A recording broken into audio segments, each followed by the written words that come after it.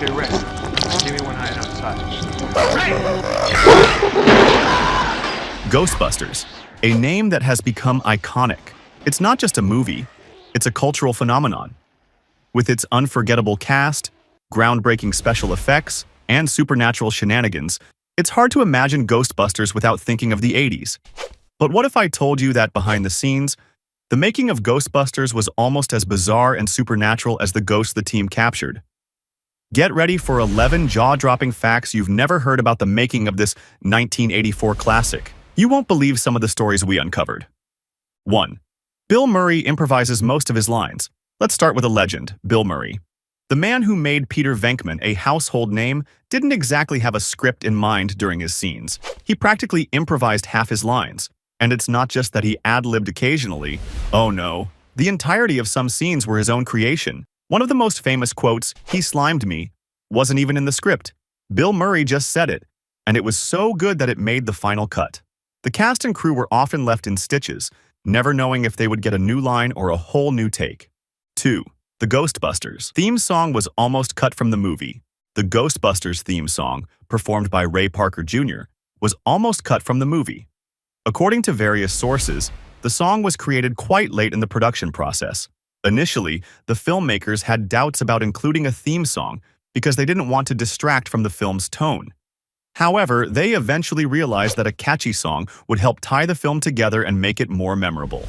Ray Parker Jr. was brought in to write and record the song in just a matter of days. The track became so iconic that it went on to become a huge hit, reaching #1 on the Billboard Hot 100. In the end, it was one of the defining elements of the Ghostbusters franchise. So, while it almost didn't make the cut, the theme song ended up playing a key role in the movie's success. 3. The proton pack was heavier than you think. Picture this. You're an actor, and you're about to carry one of the most iconic props in movie history, the proton pack. Sounds cool, right?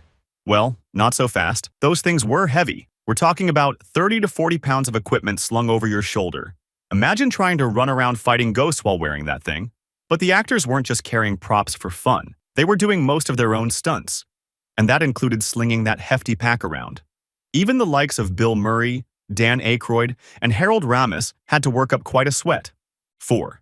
The Ghostbusters almost had a fourth member. You think you know the team, right? Venkman, Spengler, Stantz. But did you know there was almost a fourth Ghostbuster? That's right. Originally, the script had a role for a Ghostbuster named Melnitz, played by, wait for it, John Candy. But Candy and the filmmakers couldn't agree on the character's direction. John wanted to play a goofy, more comedic version, while director Ivan Reitman wanted something a little more serious.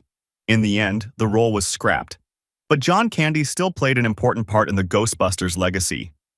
He helped convince the film's producers to take the risk of going with some of the more wacky ideas.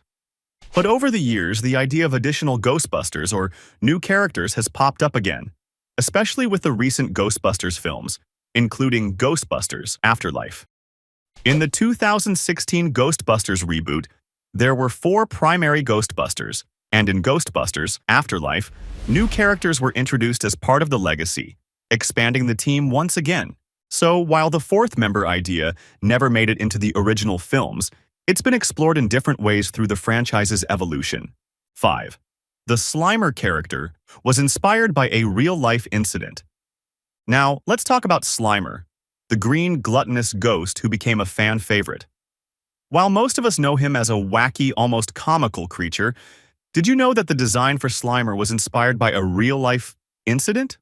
The design came from the film's special effects guru, Steve Johnson, who reportedly had a mystical encounter with a figure similar to Slimer during a time of intense creativity. But the connection doesn't end there.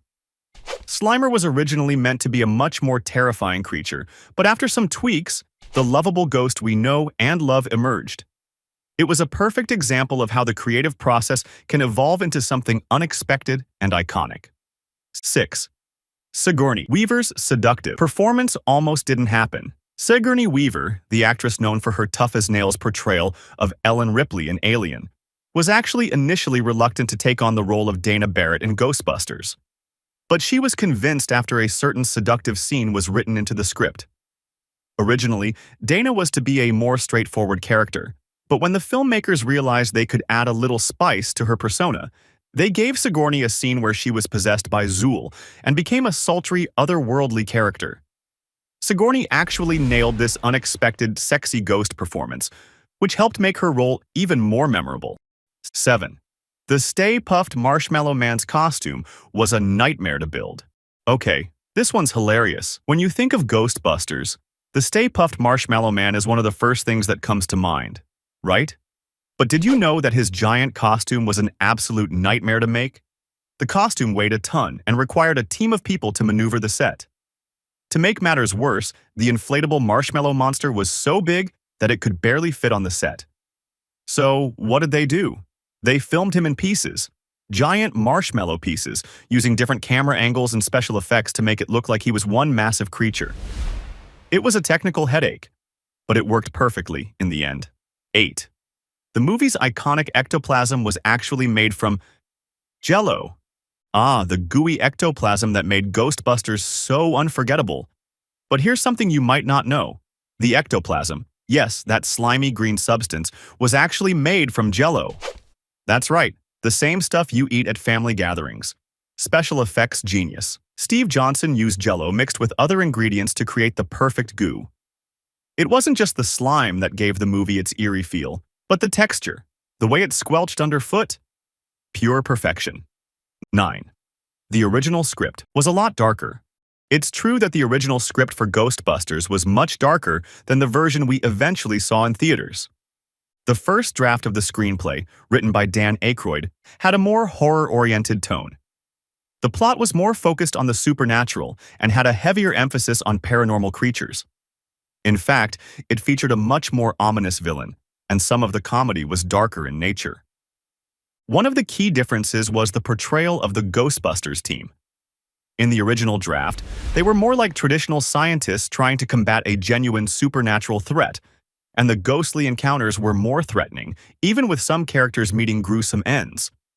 The tone was more akin to a horror film mixed with some comedy, which is far from the lighthearted action comedy film we know today.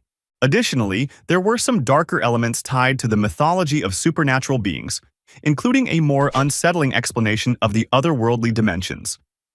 However, Harold Ramis, who co-wrote the script with Aykroyd, helped steer it towards a lighter, more comedic tone that eventually became the hallmark of the film.